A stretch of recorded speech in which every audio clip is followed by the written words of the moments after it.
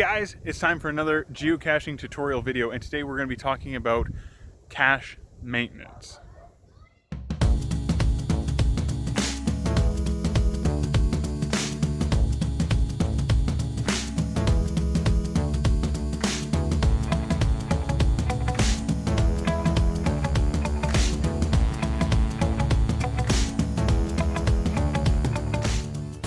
First thing I want to show you guys over here is how to report if a cache might need maintenance on the official geocaching app, and we're also going to go over that for the website. So when you open up the app, you go to a geocache's cache page. Then you're going to scroll down to the very bottom and there's a report a problem icon. When you click on that icon, it's going to give you two options. One that talks about maintenance and the other that talks about the cache needing to be archived. Select the appropriate notice and then submit the log for review. If you claim that it needs to be archived, the reviewers in your area or the area of that geocache will then be notified that there is a major problem with the cache. Now, if there's only a minor problem, such as a wet logbook or the cache appears to be missing, then it might not need to be archived, especially if the owner is an active cacher. In that case, you just want to talk about it needing some maintenance. Once you've reported a problem on a cache owner is more likely to fix the problem. Now, when we come over to the main website for geocaching, if this is how you're going to log your caches or log something that needs to be maintained, you're going to hit up the search bar, enter in the GC code, go to the cache that you want to go to. I've just picked one randomly for an example today. Whether it's your first time finding the cache or you've gone back again, you're going to log a visit at the cache. When you go to write your cache, down below the text block of the website, there is an icon to report a problem. Unlike the phone's app version, we have multiple options to choose from.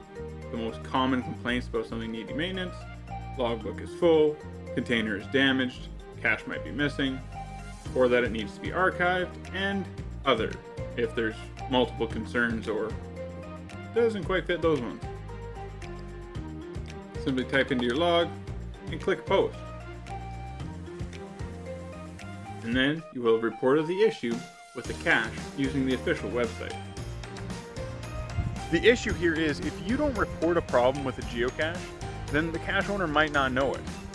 While many of us who own geocaches have a multitude of them, some of us might not read all of our logs. So if you just write in your regular log that you found it but it needs some maintenance, but you don't write it as needs maintenance, we might not read it and we might not notice. However, the email notification that we get when you write a needs maintenance log states that that is the type of log it is, right in the subject line of the email, which means that we're more likely to see that there is a problem with the geocache.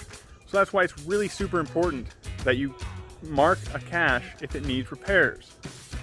This is a temporary replacement cache I made for one that was reported as missing, because the type of camouflage I use for this particular hide takes about 6 weeks to build. And I honestly haven't had time, but this has been needing to be replaced for over a month now. Problem is, I decided I would check up on the whole series, and the last cache we stopped at is missing. I did find the logbook, and apparently about 4 regular logs ago, somebody marked it as this container has been damaged, and we found the contents spread across the entire area. We think we hit it where it belongs. Well, obviously that isn't working. Like I said, if you don't mark it as a needs maintenance, the cache owner's probably not going to do anything about it. One of the reasons you should be doing regular maintenance as a cache owner is because not everyone is going to put a cache back where it belongs. Case in point, this one was hanging out on the bridge of this tree branch and I could see it when I drove up from a mile away. Just because somebody didn't want to reach inside a little further and put it up near the base of the tree where it's better camouflage from drivers by. Now the question also becomes, how often should you do cache maintenance?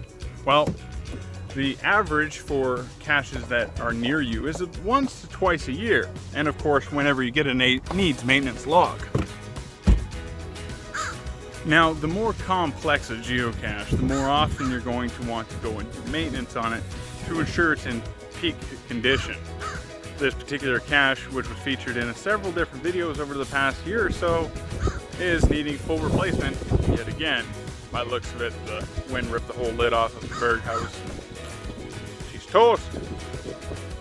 No logbook, nothing left of it. And this is 2 caches now that I'm having to do full replacement on this trip. Neither of them with a needs maintenance log. So, unfortunately, I don't have a replacement for this cache, and we'll just have to mark it as temporarily disabled until I can replace it. If you're curious as to what things you should have in a geocaching maintenance kit, go ahead and check out the card that's going to pop up over here in the corner, as we did a video on this not that long ago. Be sure to bring both your cache maintenance as well as your swag kits with you. A lot of times, especially if you have a basic membership accessible cache, you end up with a lot of trash swag.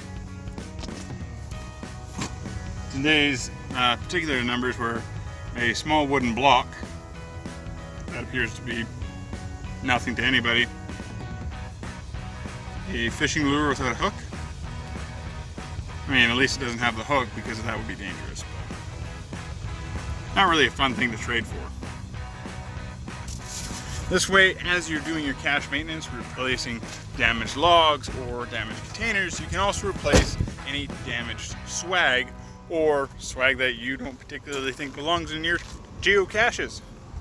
So whether it is your first geocaching hide, or you are an owner of many and you don't get out that much, here's a reminder to go do some cache maintenance. That's all that's left of this one.